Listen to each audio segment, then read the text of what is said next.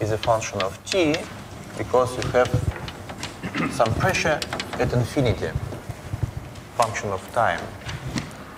And I wanted to derive just what is called Rayleigh-Placid equation. So the equations of motion of the fluid outside this bubble, so for x greater than r of t, are just Euler equations.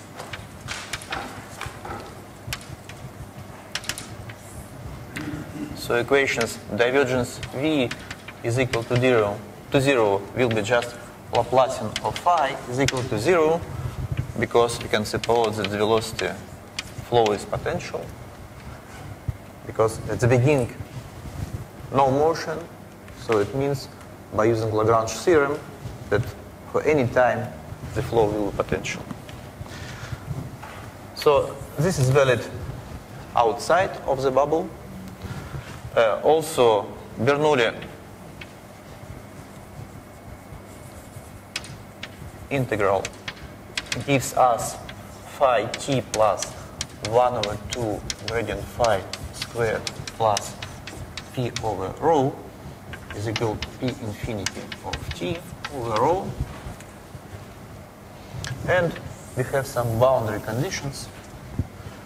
The boundary conditions are just if you have here the normal vector n and the velocity of this surface is just r dot. So r dot n is equal to vn. It is just normal derivative of the fluid potential at the surface. X is equal to r of t. This is the kinematic condition. And the second condition, for simplicity, I will just write that the pressure in the gas is a function of r, is just the pressure of the liquid at x is equal to r of t. Of course, I can include also effects of the surface tension, but it's not very important now. Okay, solution is very simple because all is axis symmetric, so we know very well some solutions of Laplace equation. When you have spherical symmetry, just 1 over r is a solution. So it happens that if I take phi in the form b of t divided by r is just square root of x squared plus y squared plus z squared, it is a solution of Laplace equation. So it's okay. Now we have to satisfy boundary conditions. Boundary conditions, first one. So we have to write r dot is equal dphi over dn. This is just derivative with respect to r. So it will be minus b of t divided by r squared. R is equal r capital R of t. So we can find b of t. B of t is just minus r squared of t r dot. So we can define completely the potential is just minus r squared r dot divided by r. Explicit formula for the flow potential. So this condition is satisfied. Now we have to satisfy this condition, dynamic condition. The pressures are equal. How to do that?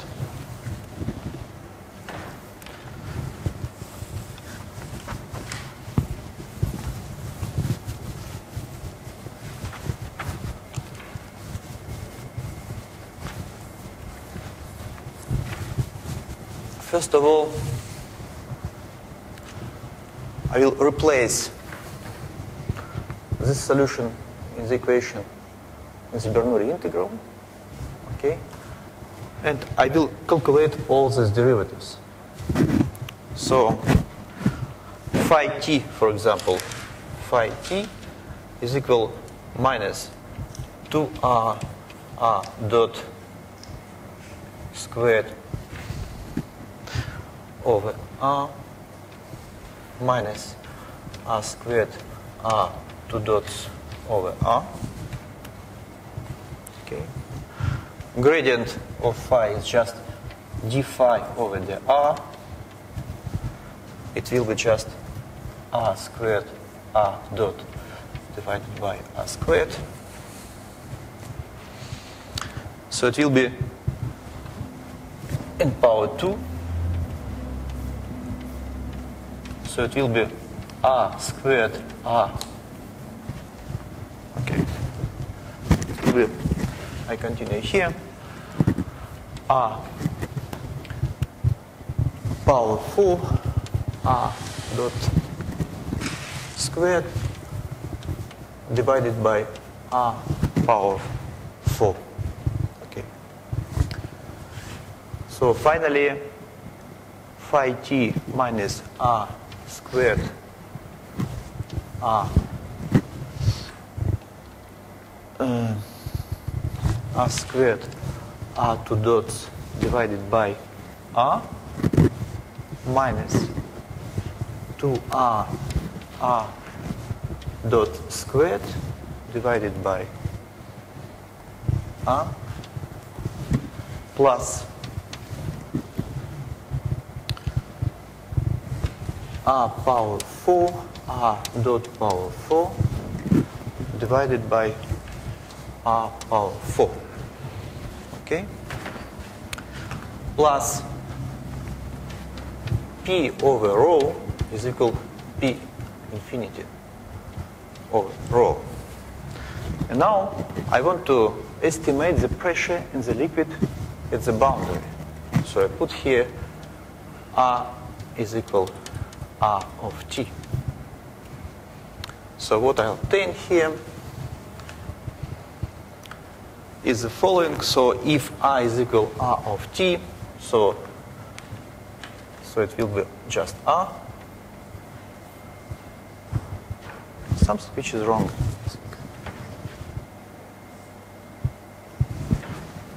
Sorry.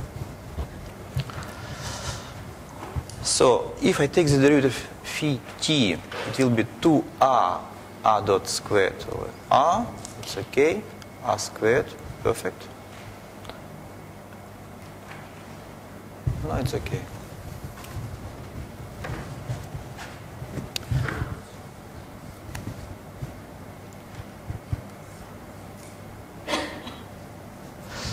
So if I put here r is equal to r of t, r power 4,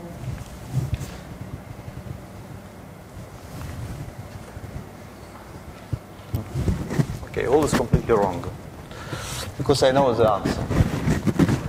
Okay, let me check once again. Phi t r squared r dot over r. It's okay.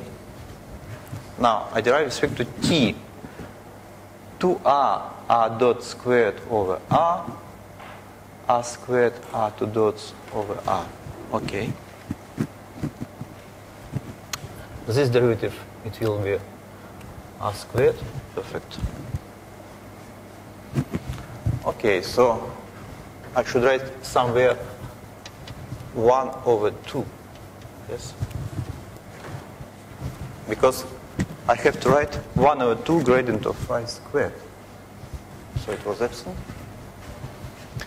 So it will be just minus 3r minus r 2 dots minus 2 r dot squared plus, and this is wrong because it's power 2, so plus 1 over 2 r dot squared plus p over rho at the boundary x is equal to r is equal to p infinity over rho.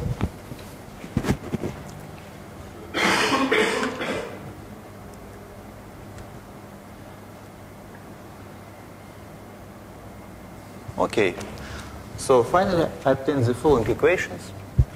r 2 dots plus 3 over half r dot squared is equal 1 over rho P over P at x is equal to R of t minus P infinity of t. And because the pressures at the boundary in the gas and in the liquid are the same, so I can write just the final equation, which is called Rayleigh-Placid equation. And this equation is as follows: R 2 dots plus 3 over 2 R dot squared is equal to 1 over rho P gas of R minus P infinity of T.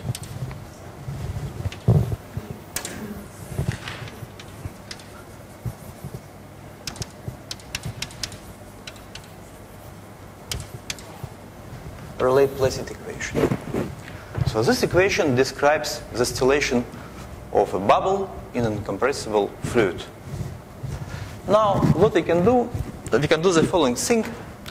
We know completely the potential phi outside of this bubble, so we can estimate the energy of the fluid due to bubble pulsations.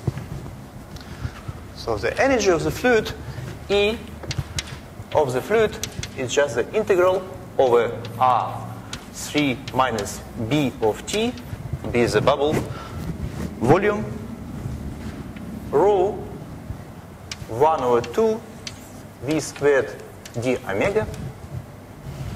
So it's just rho over 2 integral gradient of phi squared d omega over the domain R3 minus B of T.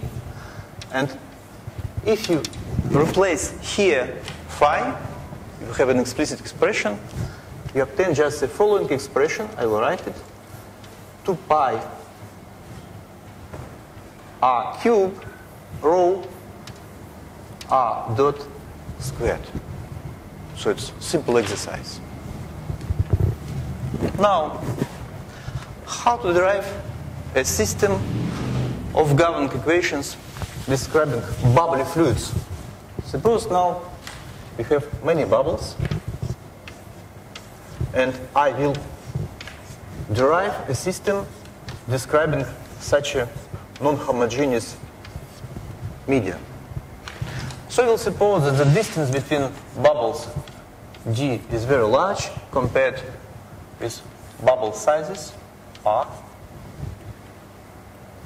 So I can estimate the energy of the fluid due to bubble pulsations as energy of the fluid is approximately n number of bubbles per unit volume multiplied by this term 2 pi r cube r dot squared rho. I will write here fluid by saying, okay, I have here fluid and here I have gas. Okay, what is n? N is number of bubbles per unit volume. If I suppose there's no destruction of bubbles, they don't disappear, they don't appear. So for n, I will write just conservation law, nt plus divergence and u is equal to 0. Also, I have to write conservation of mass for each phase, alpha 1 rho gas T plus alpha gas rho gas plus alpha gas rho gas U, divergence is equal to 0. Equation for the fluid, alpha F rho F T plus divergence alpha F rho F U is equal to 0. So conservation laws. And then I have to formulate the Lagrangian of the system.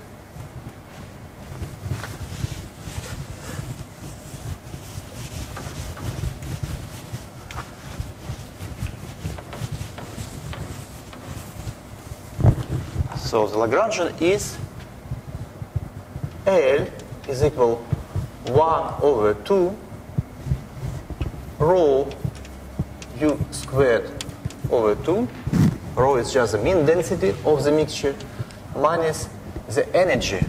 But we have here two types of energy. First one is the energy of the fluid, so N multiplied by 2 pi R cube R dot squared rho fluid, and also the energy of the gas bubbles is just the number of bubbles per unit volume multiplied by the energy of the gas. And the energy of the gas is a function of R, of the radius. For example, in the case where the pressure in the gas is just polytropic equation of state of polytropic gas, so P dot R not P naught R not over R power 3 gamma. Gamma is polytropic exponent more than 1. You can easily derive the energy equation by using just the Gibbs identity G epsilon gas plus P gas D 1 over rho gas is equal to 0. So this function well defined. We have the Lagrangian. But now let us rewrite this Lagrangian in different form. Just let us remark that the density of the fluid is just constant. Okay, our hypothesis was the density of the fluid is constant, but we have bubble inside, so the average density is not constant. Okay, you remember we had some consequence of these three equations. So if you have conservation laws for N, mass of the gas, mass of the fluid, and if you sum these two last equations, you obtain conservation of the mass of the mixture, where rho is just the average density. Alpha gas, rho gas, alpha fluid, rho fluid. Then,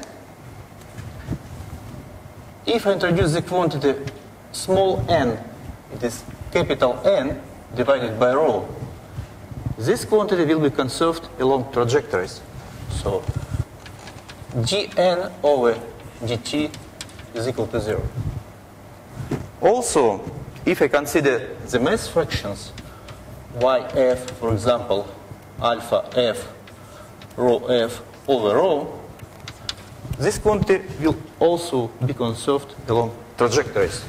gi f over dt is equal to 0.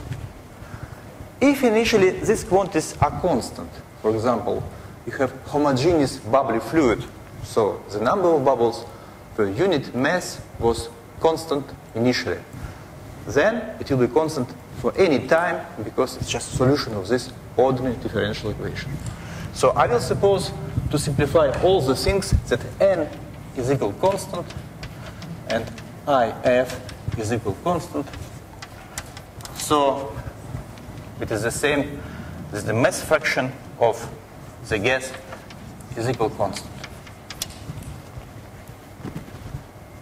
Finally, it means the following thing, that indeed the bubble radius is related uniquely with the mixture density rho. More exactly, if I write the definition of rho once more, alpha f, rho f plus alpha gas, rho gas. The volume fraction of alpha, it is equivalent to the following. The specific volume tau is just y1 tau 1 plus y2 tau 2, but this is gas and this is liquid, fluid. Okay. Now, let me write this term. It is just alpha fluid, rho fluid divided by rho. multiplied by tau alpha gas, rho gas, multiplied by tau gas. But this is just 1, because tau gas is equal to 1 over rho. So it is alpha gas divided by rho. But the volume fraction of the gas is just the volume of bubbles multiplied by the number of bubbles per unit volume divided by rho. So it is just 4 over 3 p r cubed small n. Well, this is constant. So finally we obtain the following thing. 1 over rho is equal to the mass fraction of the fluid divided by the density of the fluid. This is a constant. Plus 4 over 3 p r cubed n. This is constant. We have this relation. So the bubble radius is related with the mean density of the mixture. So everywhere here, we can replace now. We have explicit expression of the bubble radius as a function of the density. Finally, this Lagrangian can be written in the following form. L is just 1 over 2 rho u squared minus w as a function of what? Mean density, rho, and rho dot. So we have obtained a Lagrangian for a mixture with equation of state which is not only function of density but also derivatives of the density. It's not the case of capillary fluids where this dependence is just gradient of rho, but this is a completely different case. Now we can proceed because we have a technique how to obtain the governing equations. This is very simple. So we can find all the calculations in the node. I prepared, so I will give just the final result. So if you consider the Hamilton action, integral t naught q1, integral over omega t, L t, and you obtain just earlier Lagrange equations. It will be as follows. Rho u t plus divergence rho u plus pi is equal to 0. But what is the meaning of p? P is very strange expression. P is just rho delta w over delta rho minus w. This is variational derivative of w. So this variational derivative is just dw over the rho minus d over dt dw over the rho t, but rho t, but this dependence is just dependence of rho dot indeed. So you can write here just d rho over dt minus divergence dw over d gradient of rho. But dependence of gradient of rho is just dependence of d rho over dt multiplied by u. Okay? It closes minus w. This expression.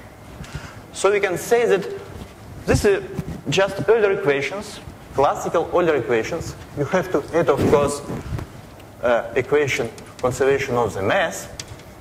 So it looks like classical equations of compressible fluids. However, the main difference is the following. The pressure in such a media is a function of rho, rho dot, and rho two dots. So it's d over dt. d rho over dt, d squared rho over dt squared. But this expression is not general. It has a very special structure coming from variational principle. So it is indeed rho delta W over delta rho, variational derivative, minus W. Now, of course, you can obtain from this system the energy conservation law. You can check also that this system is very highly dispersive. For example, you linearize the system, you obtain dispersion relation, group velocity is not the same as phase velocity, and so on. You can study nonlinear solutions of the system, solitary waves, periodic waves. You can prove theorems if you want. Initial conditions for this system are very strange. They are exactly the same as for earlier equations of incompressible fluid. So it means that if you want to put initial data, so you have to take initial data for the density, also for the first derivative of the density, okay, for the velocity field, but not for the pressure. It's like earlier equations of incompressible fluids.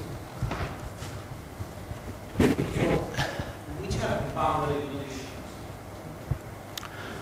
Boundary conditions are completely different from boundary conditions for capillary fluids. So we don't need to impose some normal derivatives of the density and so on.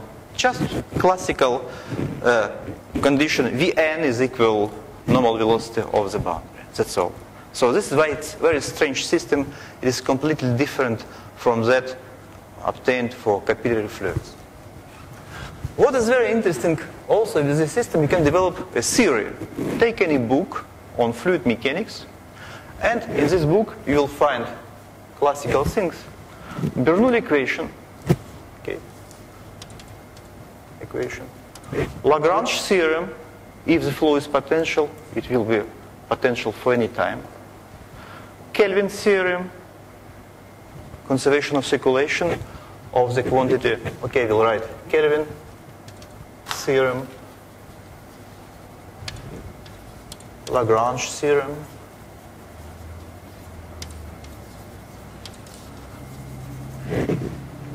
equation for the vorticity. It would be interesting to derive this equation for this case, Helmholtz equation.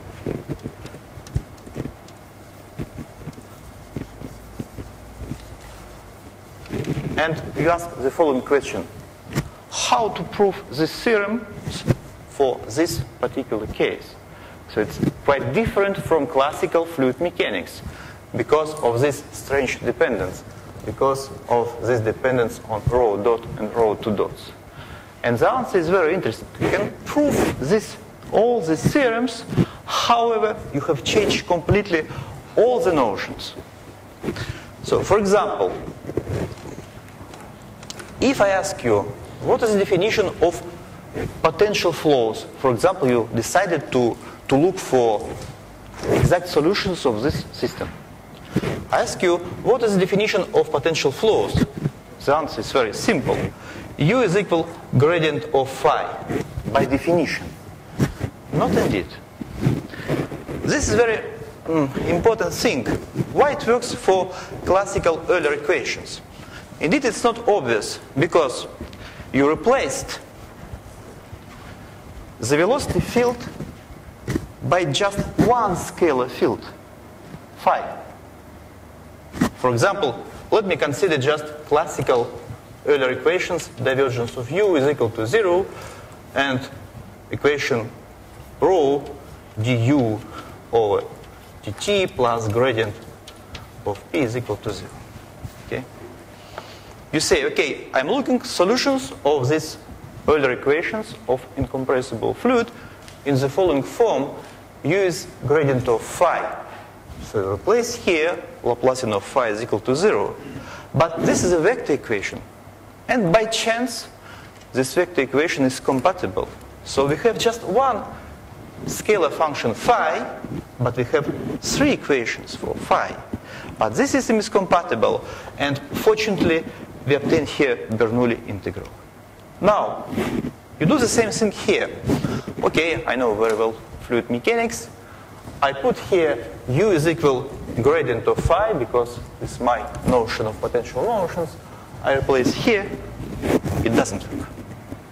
So we have to invent a new definition of potential flows to find a new presentation of these equations, to be sure that a consequence of these equations is the Bernoulli integral. New Bernoulli integral where there is dependence on rho dots, and so on.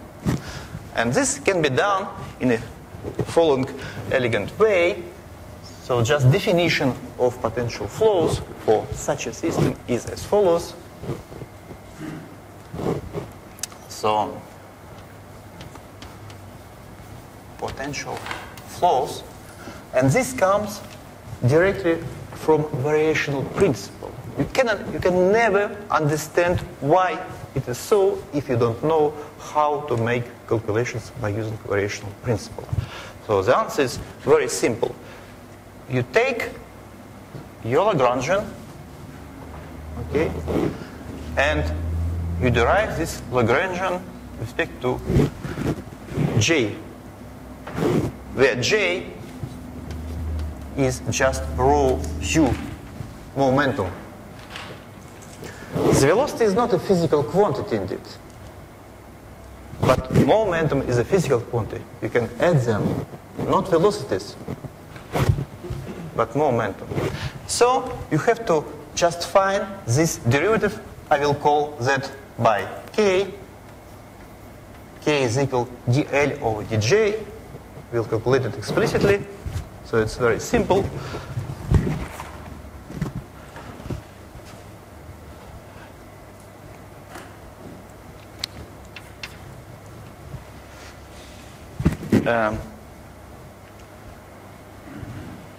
Okay, so the first term is just the Lagrangian is in the form L is equal rho u squared over 2 minus w of rho dot t rho over dt.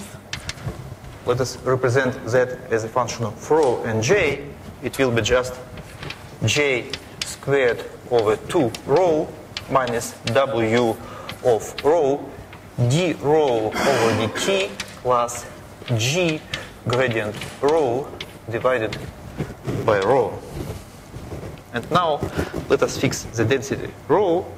We'll obtain just g over rho, this is u, okay, minus dw over d rho over dt, and here gradient rho divided by rho. This is called k. Now the definition of potential motion is the following. The flow is potential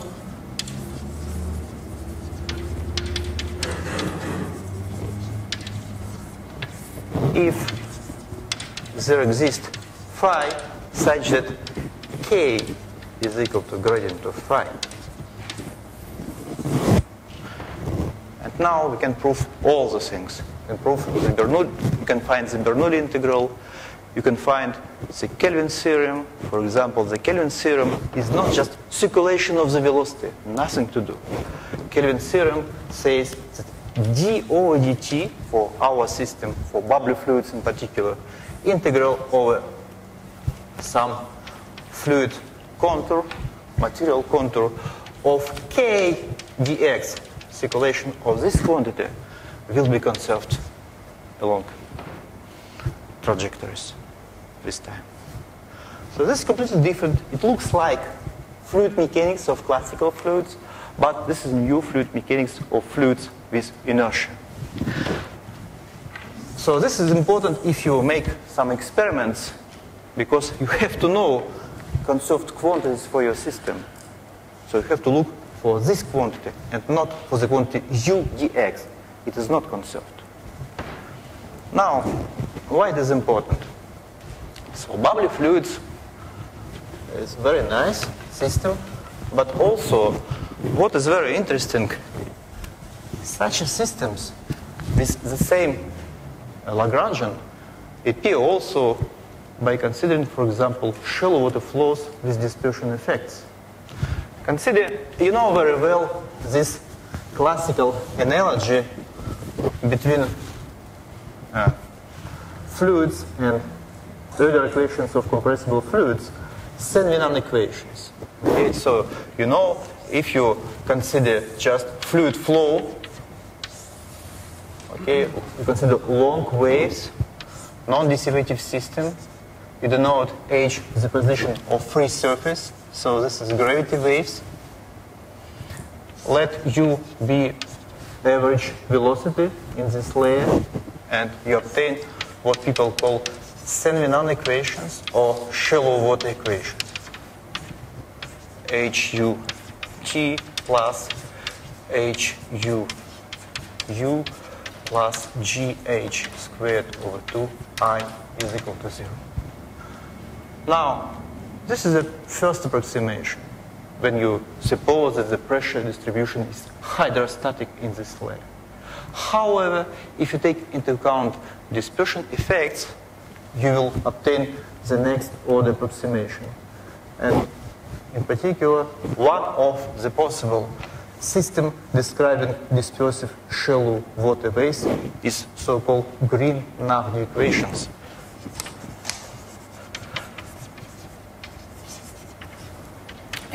This is a very popular system actually now because it has many interesting mathematical properties.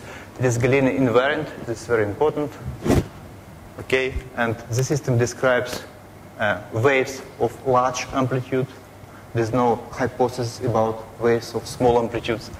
And the equations are exactly the same.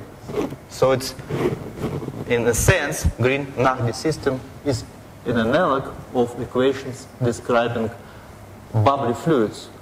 And this is very important because it's very difficult to measure, for example, variation of the density in bubbly fluids. However, you can observe very easily the variation of the free boundary. So you can have some presentation of the density profile in time, in space, when you study just equations of water waves. Okay, so to conclude, I will say that equations of dispersive shallow water equations are in the form HU squared over 2 minus W of H dH over dt with some WH dH over dt is given in the following form. It's just GH over 2 minus H1 over 3 dH over dt squared. And I wonder if all is good with dimension. No. So maybe I have right here squared. This is velocity. Meter per, okay.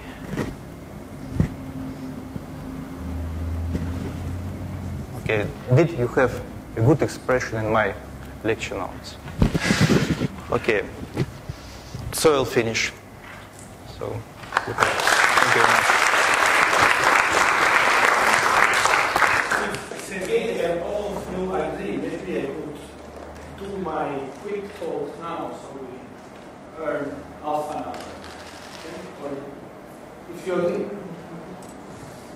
May I ask a couple of questions? No. Die. Go.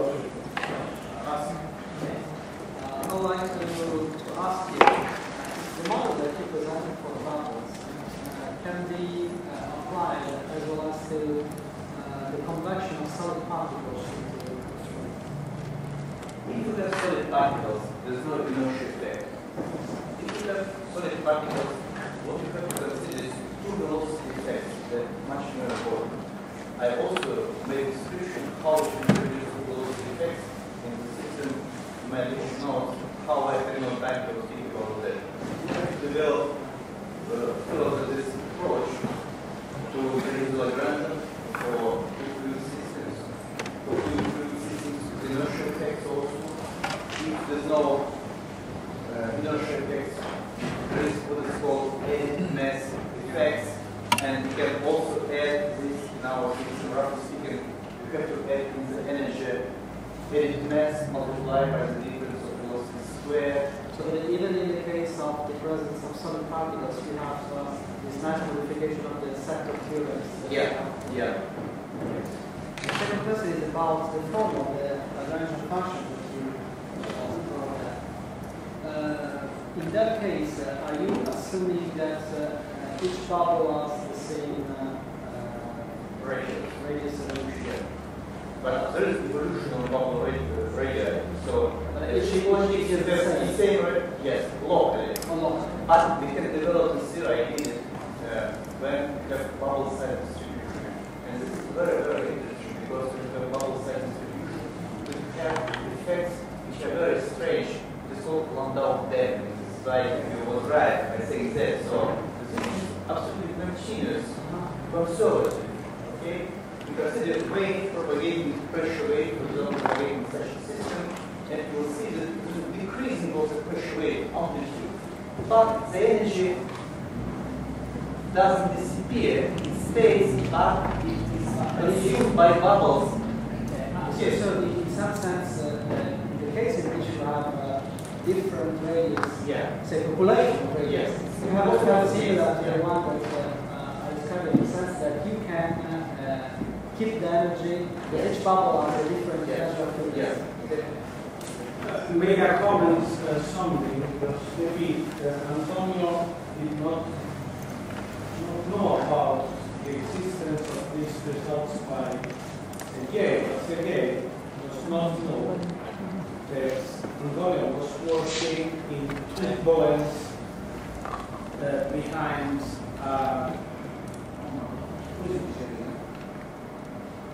propeller in ships. Who? You, me.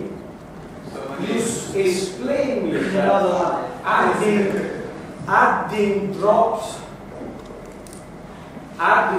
of air in the stream of water behind propeller, you can change the situation, dissipation in the two-point flow behind it. So this study of drops of air left in a fluid flow is very important in many engineering applications. So I think that for this reason he was interested. So it's here. Please explain me these things. But there are many applications submarines in order to avoid the detection of the submarine by layer particles. So Sergei was working outside somewhere. So this was supported by King. No, just this was so fun. I discovered it could be supported. I have a question also. When you change the dependence of internal energy with respect to the classical fluids, and you add a dependence with respect to the raw derivative, there are any change in the initial conditions? Yeah, so what I have to write, you have to impose initially velocity and acceleration. Acceleration also. And this as a consequence. The same boundary relation, but this has a consequence on the variational procedure, because in a classical procedure you have to assign the initial and the final state equal, and then you arrive to your equation. I would say in this case, derivations of Gauss equations and mathematical statement of the problem. They are completely different. These are two different things. I mean, people think that if the operational principle can discover all the things from operational principle, boundary conditions, for example, boundary equations. But this is just a small thing.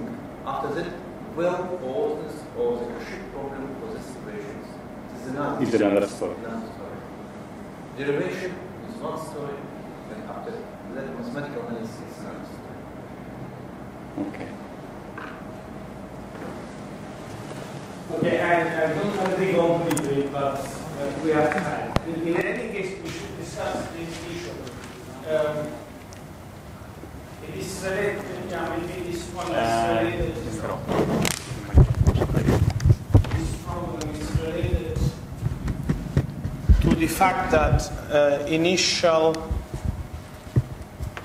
data, initial conditions in time are not deducted by the variational principle using the Lagrange isochronous condition. This is a delicate point. But anyway, we should. This is a crucial issue. So, okay. It's a pity that Gilles Francfort had to leave, because what I will try to tell you now concerns a problem in which you have a boundary which is moving, and you look for the equation of movement of this boundary. Of course, I have learned by Gilles Francfort that he likes very much boundaries which are maybe very irregular. Boundaries on which there is no restriction of functions around.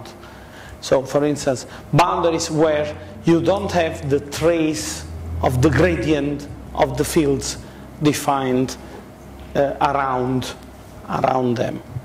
And this is, of course, a delicate point, because the treatment I will try to describe to you quickly is strongly based on regularity assumptions. Our surface is differentiable. Maybe you may have edges on it. However, you need a normal vector field, and you need to be able to estimate surface gradient on such surfaces. Moreover, this surface moves regularly in time. So this surface cannot pop up as Gilles Francfort's surfaces. Okay. This is a very delicate issue, and I must confess I don't have any idea on how we could describe the kinematics of a system where a surface is created. Even if I'm crazy enough to have spent more than 3 months with Pierre Seppecher and Angelo Amadeo trying to find the right kinematics, but we did not succeed up to now. And however, we have found an interesting result, and I must acknowledge this, and I will acknowledge this in the paper which we will write. My previous PhD student, Luca Placidi, who still works in my group, got these equations, say, 4 years ago, but he did not manage to explain us how he got them, and we do not have Asimov psychic testing device, so we couldn't get from his brain with another method what he couldn't remind. Our problem is having a p-component continuum. This is Pierre Seppecher fixation typically French for general stuff. So you have P different components. You know, the picture here is not too much meaningful, but we started to use some ideograms for helping ourselves. So I try to give you some ideas. Every ball is 4D. So you have space and time balls. Okay? So you have domains in 4 dimensions. And you have one ball is one constituent in space and time. So you have the reference configuration S0, S1, S2, SP minus 1, you have P components. Then the pth ball represents Eulerian placement, so the set of space-time instants where all material particles can be located. So maybe it is better if I say you few things but very precisely in order to give you an idea of what we are trying to do and what we managed actually to do. So let us talk for considering a practical case. Let us think about a porous medium. You have one solid S0, you have one fluid S1, and you have Eulerian placement S2. Okay? And you have a discontinuity surface which is moving in S0, S1, and SP. So think about a shock wave. It moves in the solid, it moves with, which means it moves with respect to the reference configuration of the solid, it moves with respect to the reference configuration of the fluid, and it moves in space-time. Okay? So you have all moving boundaries. Of course, you have a map which is C1 piecewise mapping S0 in S1, S0 in SP, and similarly you have a C1 piecewise map from S1 to XP. You remember Victor Berdichevsky obliged me to repeat this several times.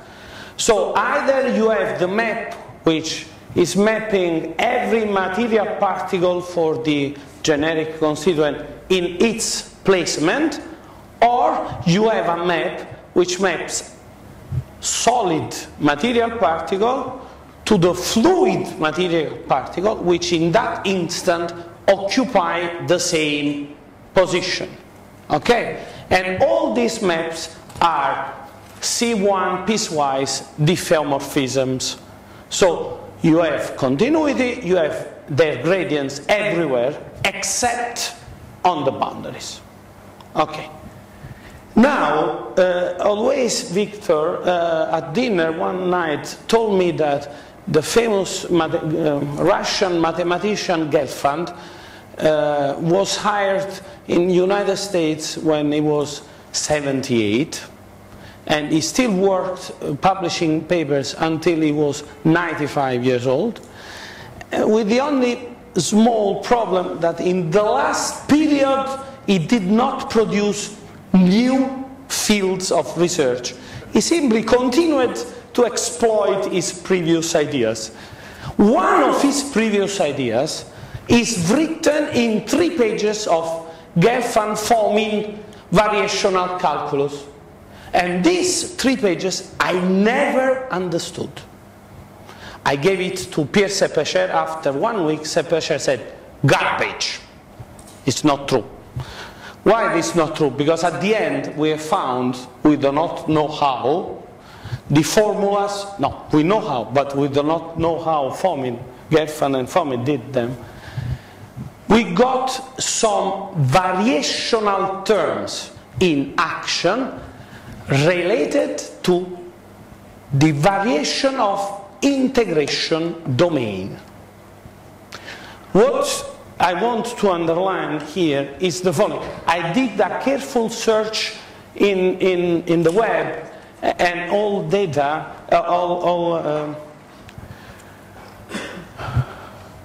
databases, and I could not find anywhere except in Gelfand-Fomin.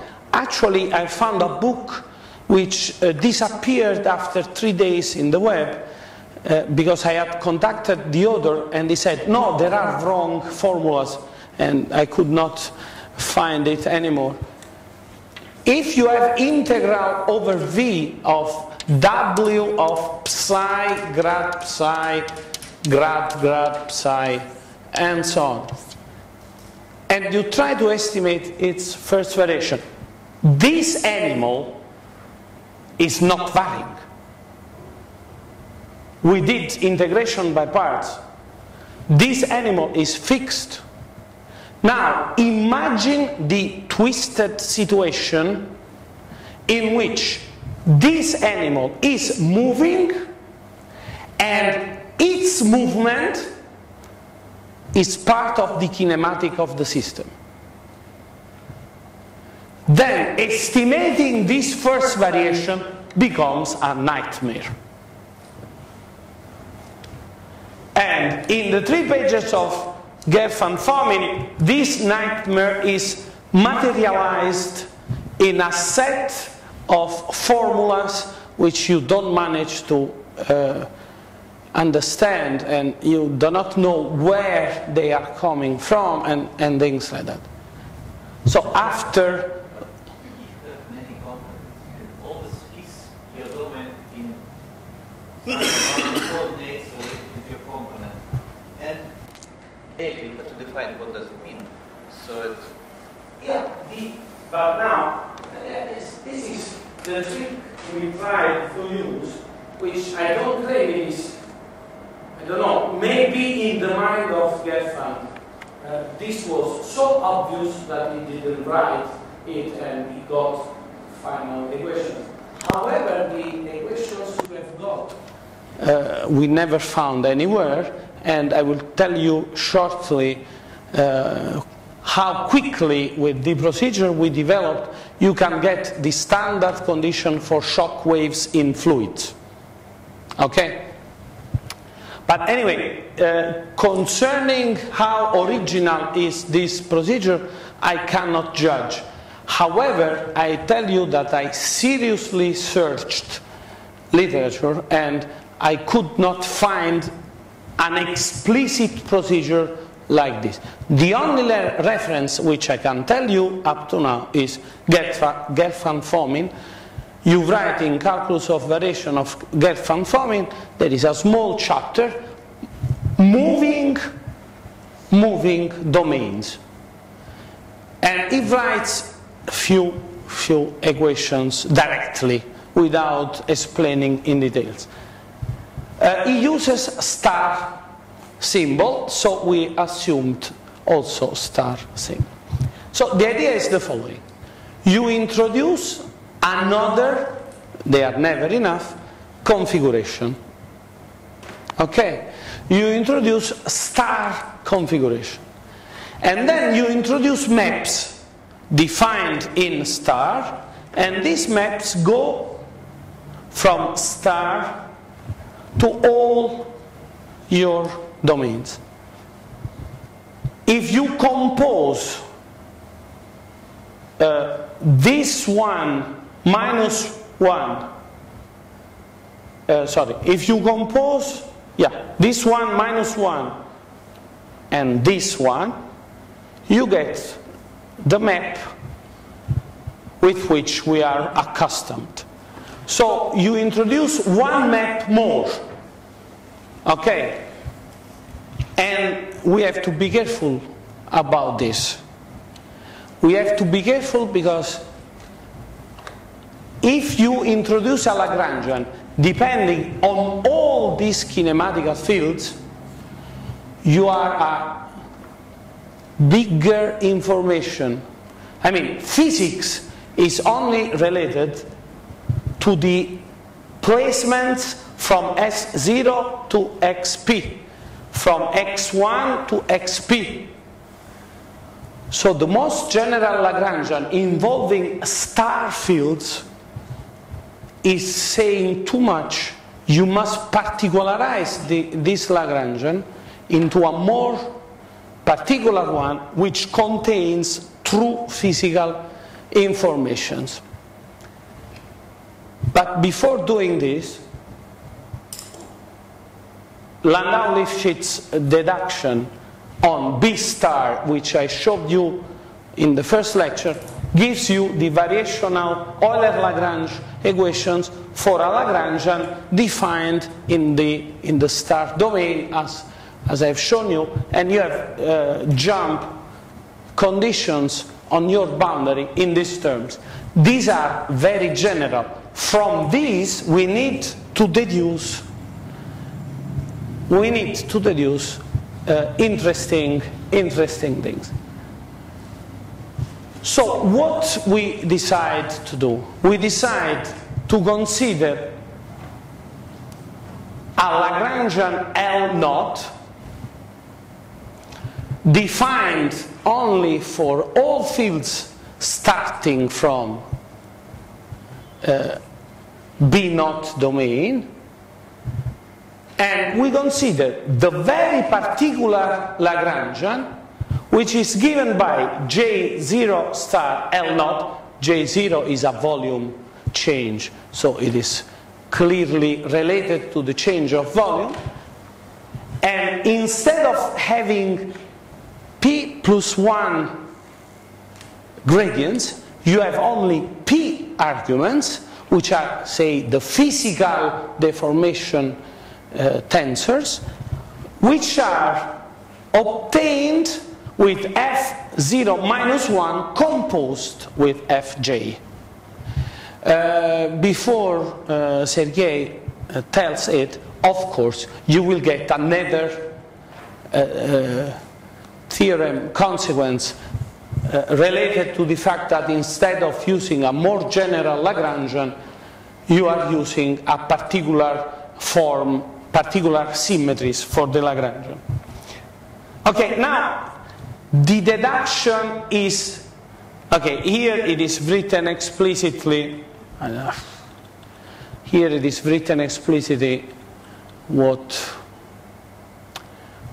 what we are changing.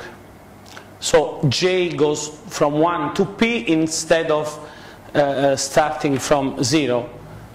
Okay, so you have less indices in all this story.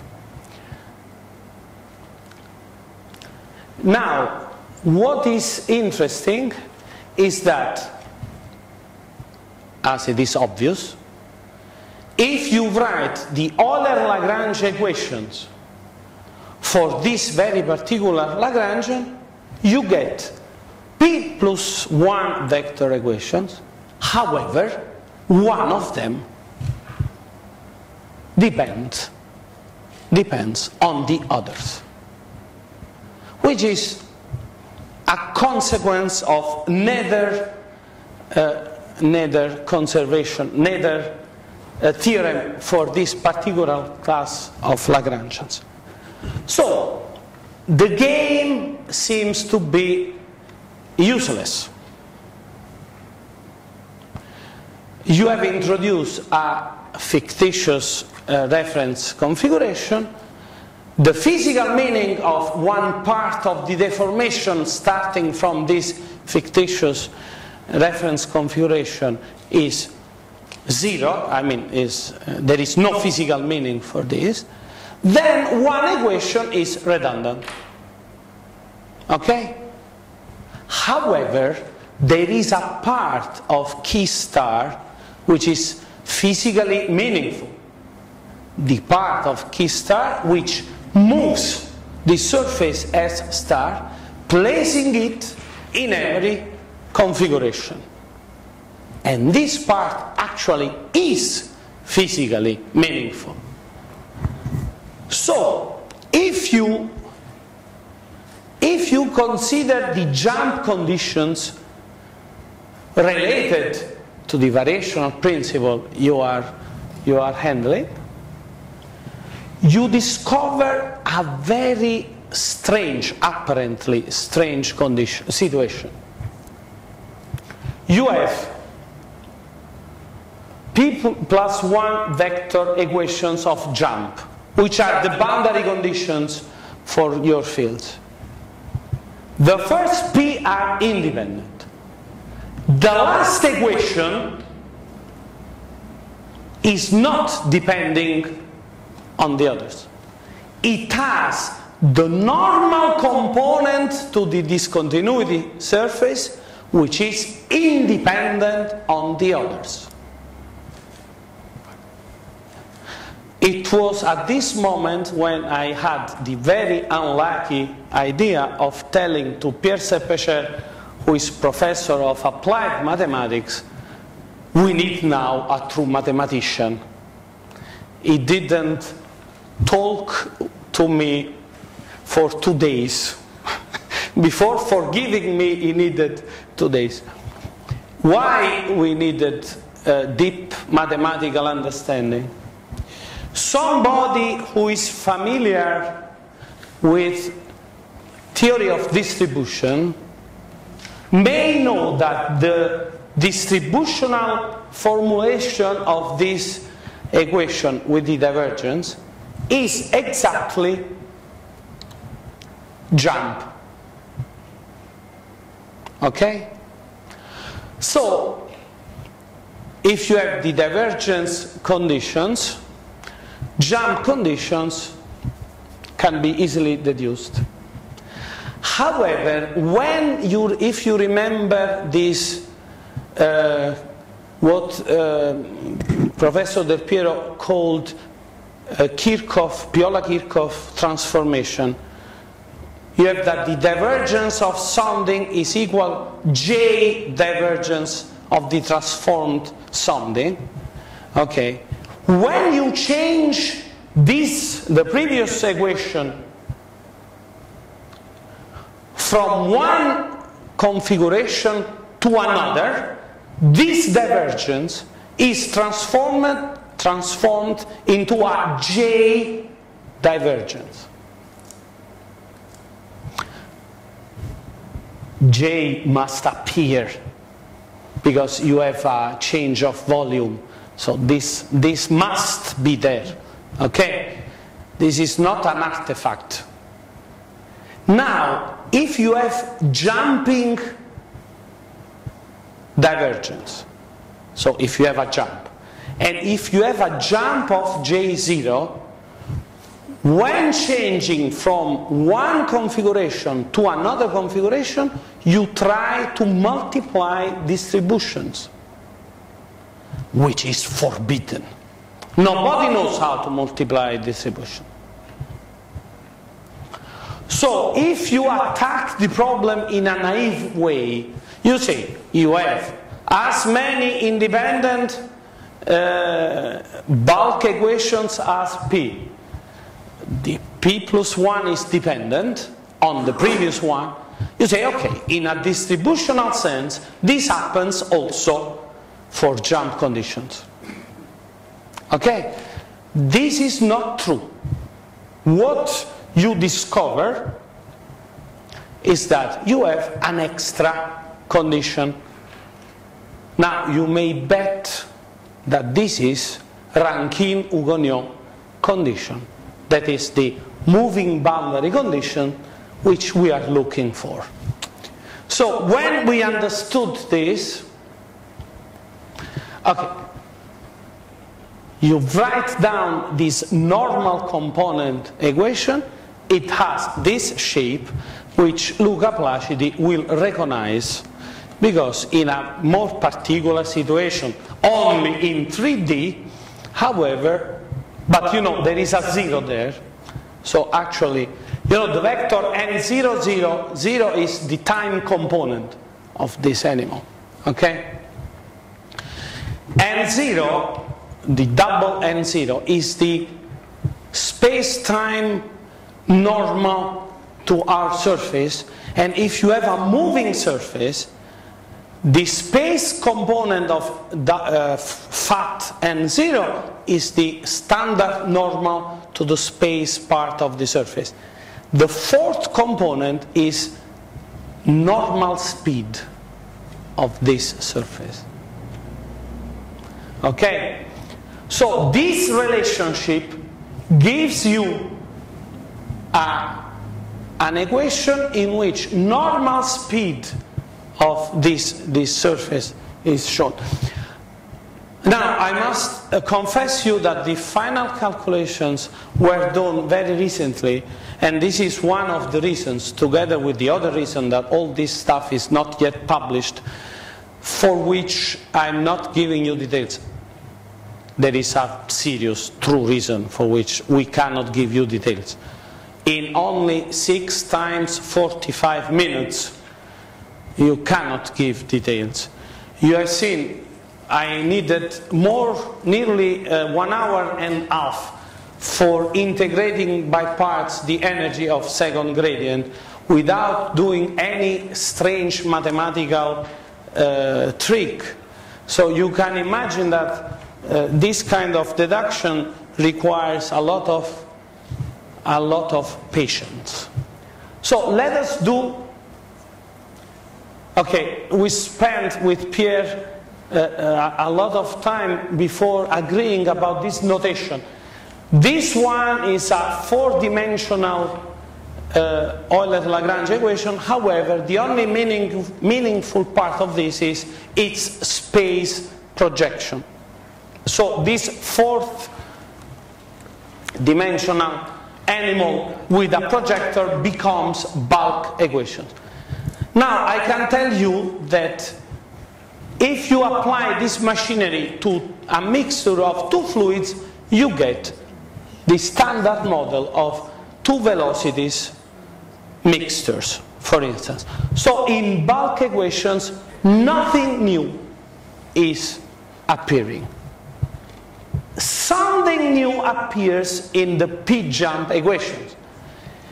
If the surface which you have is material for one of these components, so say if you have a solid, 0 is the solid matrix of our porous medium mixture, then it is clearly the standard jump condition for stress.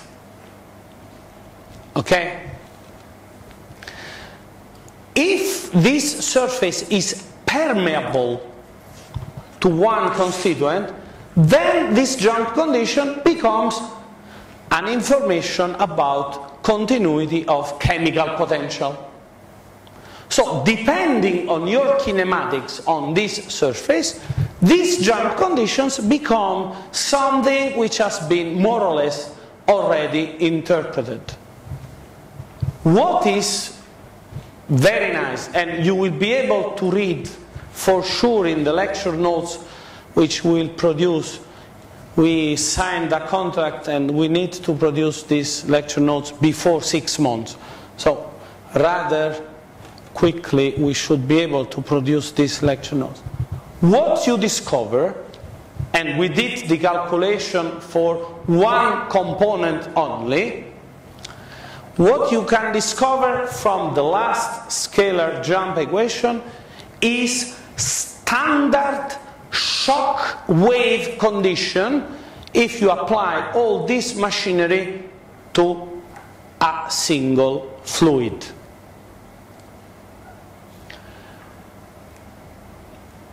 Usually people are deducing Rankine-Hugoniot condition accepting balance of energy. I discovered this late.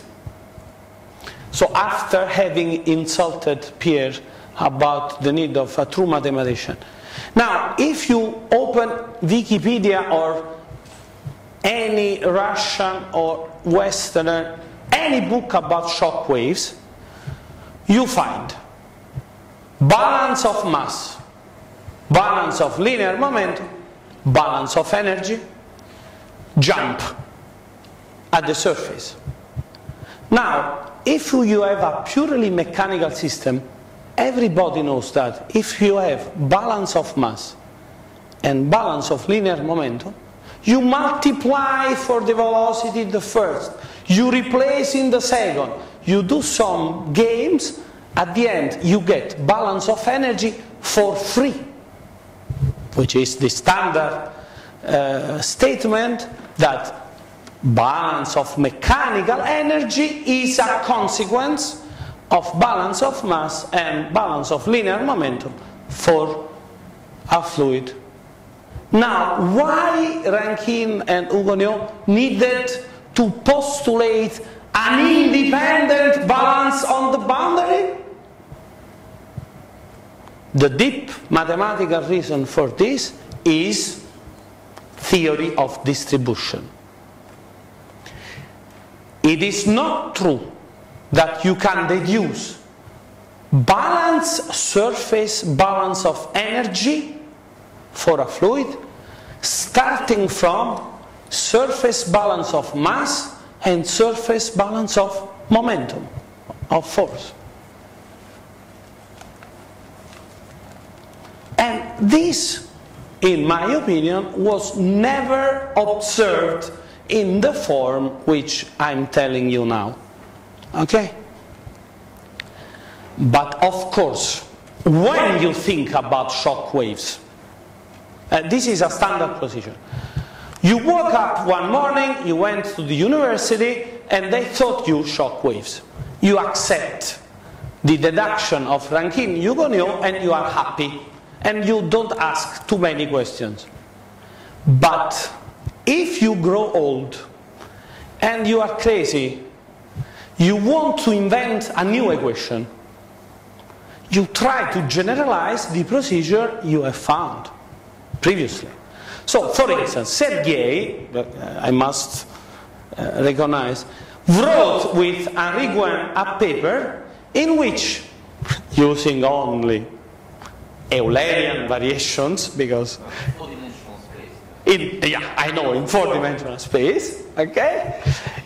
He found two boundary conditions for shock waves in mixtures which cannot be deduced by any balance of energy. So, of course, having read this paper, I became suspicious. I mean, if you want to study shock waves in porous media, you must be careful. So I didn't expect to find easily Rankine-Hugoniot condition. So I knew that I needed some extra creativity, and I couldn't rely upon balance of energy. So what I can tell you, even if the calculations are so preliminary that,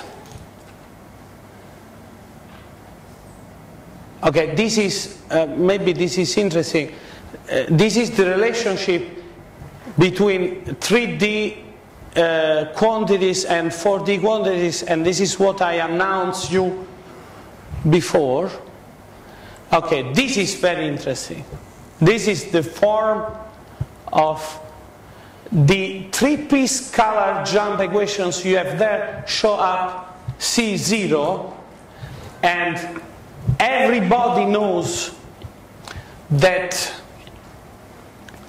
when you have moving surfaces, in the jump condition you have relative velocity, normal velocity of the material constituent and the normal velocity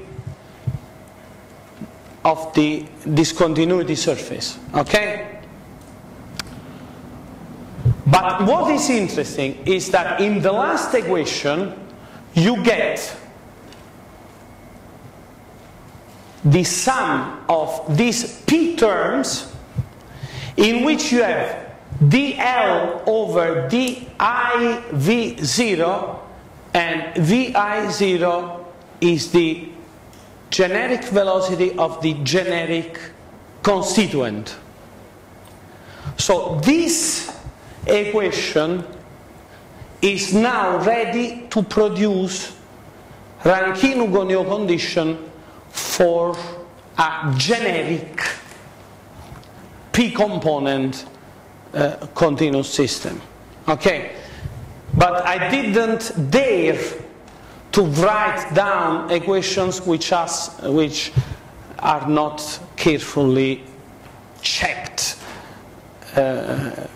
checked in all details. Okay, so I'm sorry we started before, but I will tell you privately, okay, what we said. So I want to send a message. Not only I want to announce that this Rankine-Hugoniot condition we could get it already in the one constituent case without crazy calculations, because this last condition is directly the search one. I don't know if you have ever seen a deduction of a shock wave advancement condition. You must work a lot because you have balance of energy. Then you must replace the other balances. And it is rather involved the way you need to use for getting a clear condition like relative velocity of the wave with respect to the material velocity, normal direction, equal jump of a chemical potential over a jump of another chemical potential.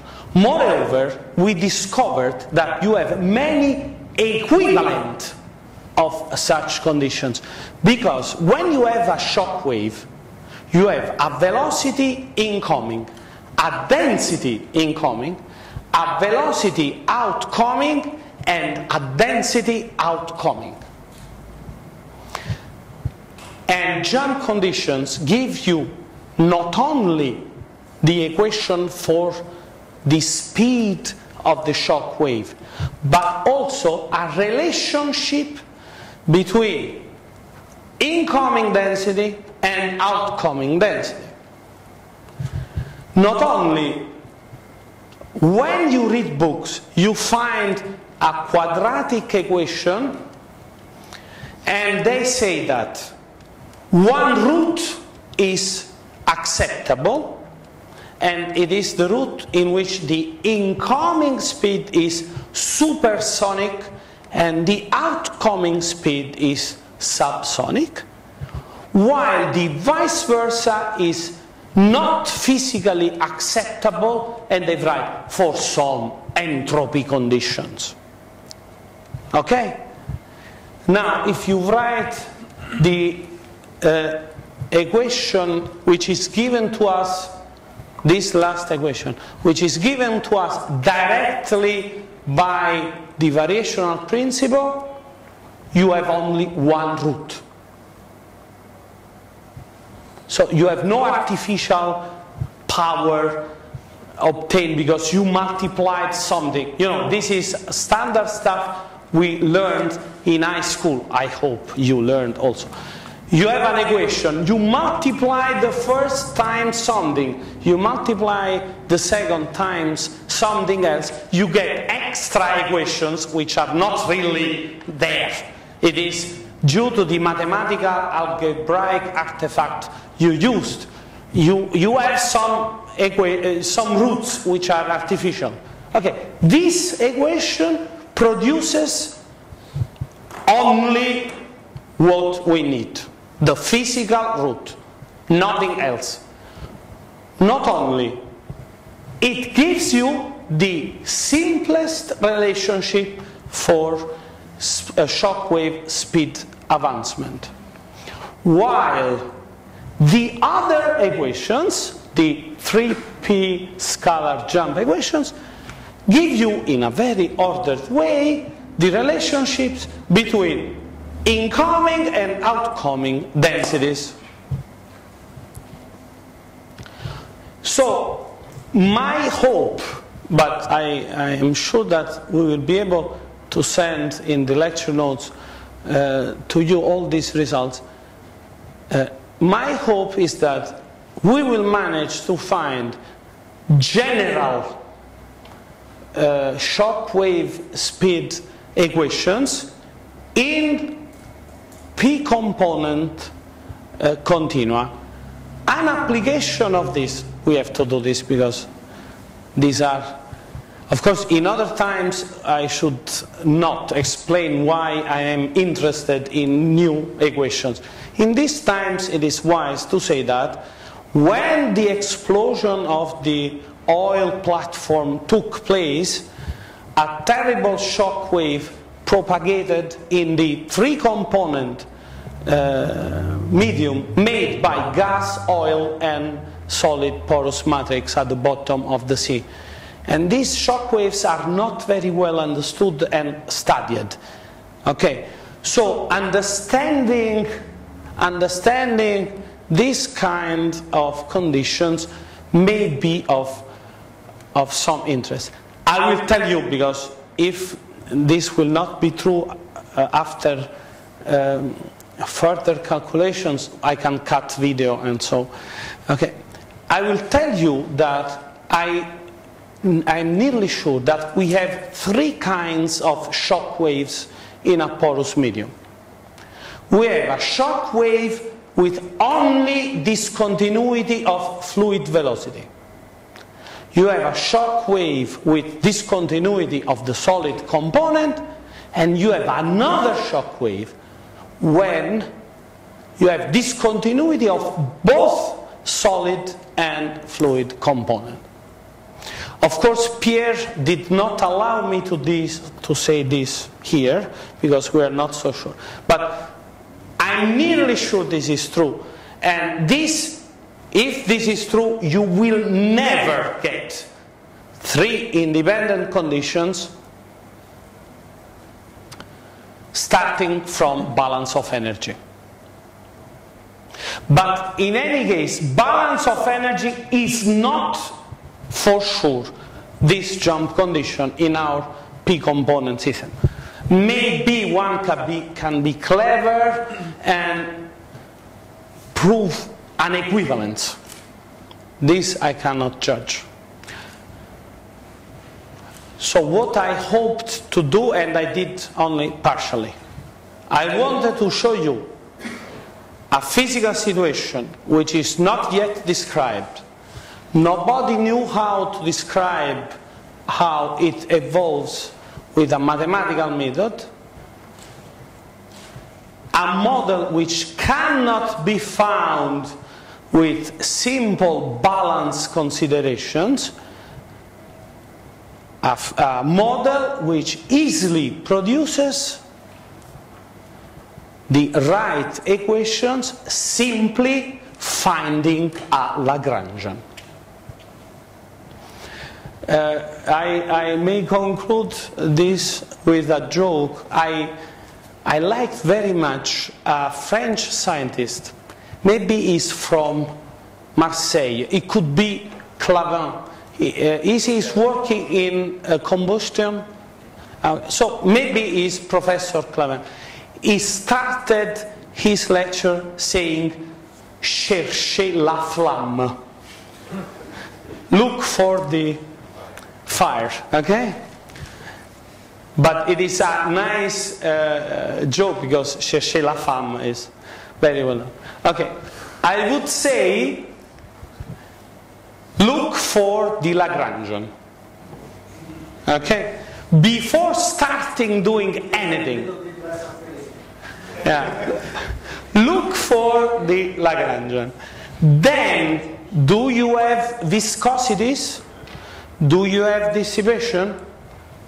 In every jump condition, every jump condition is multiplying delta something. Change this delta something with the velocity of the same something, you get power. So if you find a Rayleigh potential quadratic in these velocities, and one part of this Rayleigh potential is a new stress, a new action, expanding power on this velocity, then you are done. Okay? Okay, so I hope to see you, all of you, in Rome next year. Okay? You will get information about it. Thanks a lot.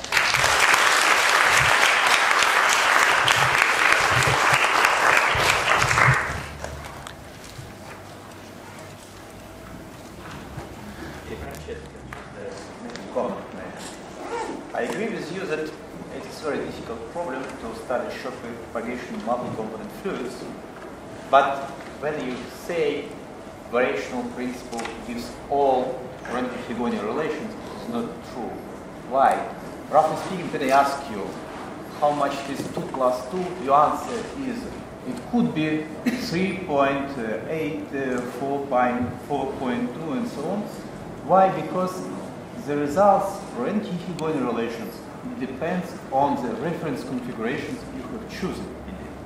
And if you have n-component fluid, you can have many reference configurations, you can have many Rankin-Higonian relations. And the main question is how to choose the right Rankin-Higonian relation. So this question is not yet clear, isn't it? It is, of course, your bad habit of being Aurelian. Okay? Now, we have found that when Giampiero last time remarked that this divergence transformation was well known, and it is proved by this Kirchhoff action. Okay, its weak form is not easily found in the literature. So when you talk about, okay, I was about equations, when you have that any of the jump conditions I have shown you, they were written in star configuration. Then you can move them in 0 configuration or in 1 configuration.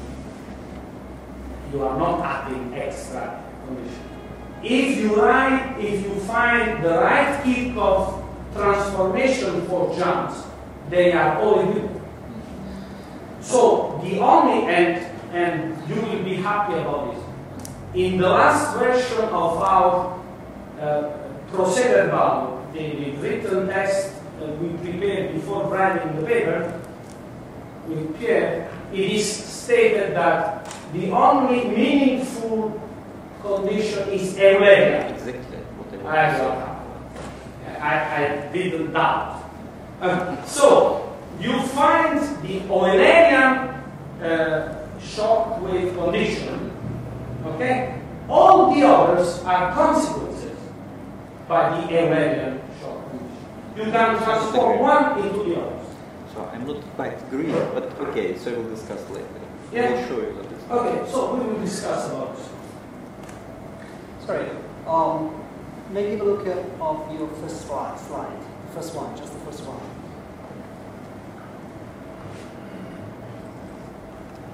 This one? No.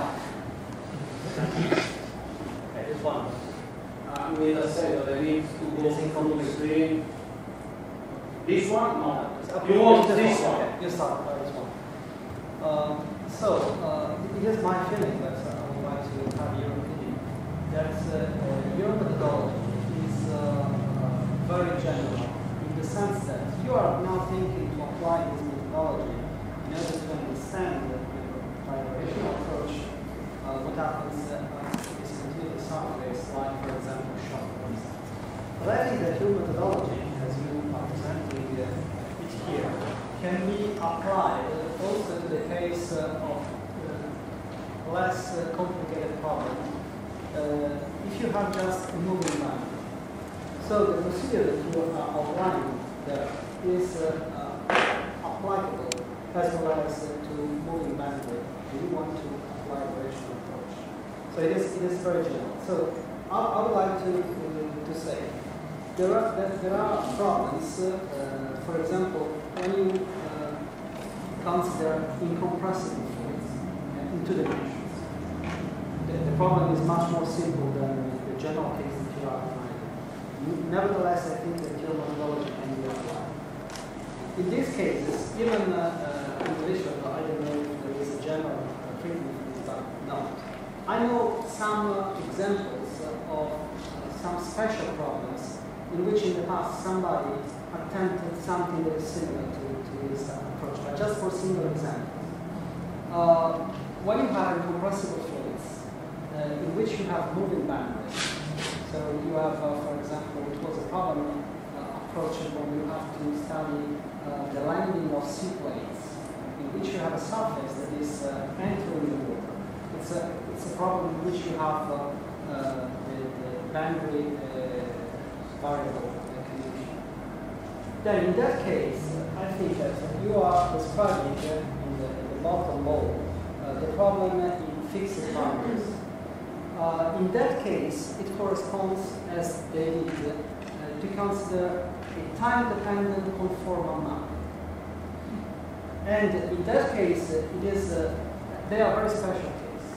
But the methodology is very powerful because you are able, with a time-dependent conformal mapping, to study very complicated problems just in the domain that you are, in a general way, designing the reference. So I think that your methodology can keep also not only discontinuity problem in terms of shock waves, but has a general applicability to the case of moving boundary as well. So I think that if you take some examples, so the paper that I remember about this floating of a seaplane was a paper by Wagner and von Kahn. And the methodology, a very simple example, is just of this kind, but with a very special mapping that is the conformal mapping, just because the problem was too deep and incompressible. And just for moving boundaries, without thinking about shocks. I will tell you something which I don't know why I thought while Antonio was, you know, people doing seriously numerical analysis sometimes seem to know already some of these ideas.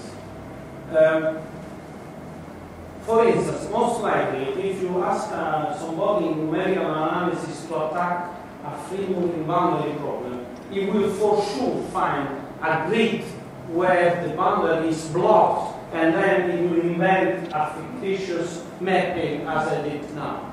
I tell you another thing about this. There is a commercial software called Console. Okay, I'm not very good in handling computers, so I know this by second hand. Okay, I ask people knowing about how to use Console, and they answered independently, different person. So I started to think that I should learn how to use it. You know what Console is doing? You write a partial differential equation in a domain. Then it allows you to give boundary conditions on the surfaces, on the edges, and on the wedges. So I don't know why when I said this, somebody was jumping on from the chair, but people in numerical analysis already knew you can have edge forces and wedge forces. Otherwise, you could not buy Console where they ask you, do you want a boundary condition here? Yeah, but they ask the data, but they don't use. You can say no. Okay, but somebody, the unknown conceiver of the software, gave you this possibility, most likely because he brought a matrix. He needed known terms in a linear system. He was lacking some terms and looking for where he needed extra terms. I said, oh, I need on the grid, on the boundary, and he placed it there. But I mean, this is a strong signal that you need this complication. But I think that you can directly apply this methodology. For example, in deriving the equation of the waves on the free surface most likely it's escaping already. Using a conformal mapping with the problem dimension. When you have a moving boundary, okay, this space star, the problem is to introduce artificial velocity field in this region. Yes. And this velocity field shouldn't influence the physics of the problem. How to do that? No, I told you, if the Lagrangian is of the particular form I gave, then bulk equations. For this artificial velocity field, what are the bulk equations? But one bulk equation is dependent on the others. So the extra test field is not giving you any extra condition. But okay, we look at it. I know that I need to do calculations. So we will do that. Okay, so thanks to everybody.